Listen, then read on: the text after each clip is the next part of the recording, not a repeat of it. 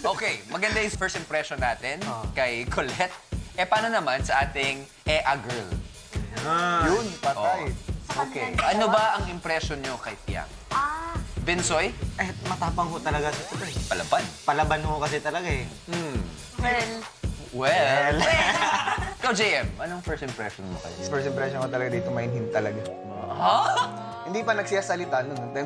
Pero nagsalita. Yun, patay. Patay. Manhin. Well, dami natin mga impressions regarding Fiang. Pero this time, ba't di natin balikan yung unang pagpasok ng ating anak kabugerang influencer dito mismo sa loob ng bahay ni Kuya. Let's watch this.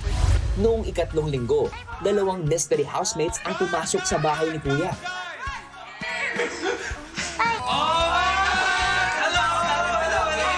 Hindi nagtagal ay kinilala na sila ng mga housemates. I'm good at sleep.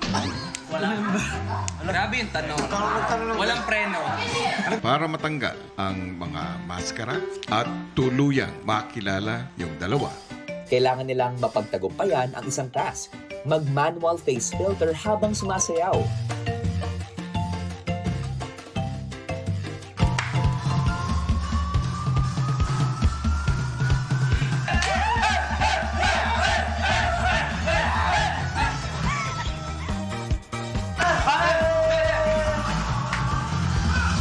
At matapos ang successful na sayaw, Oras na para magpakilala ng iyong sarili.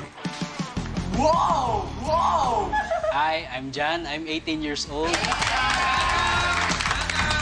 Ann, magpakilala ka na.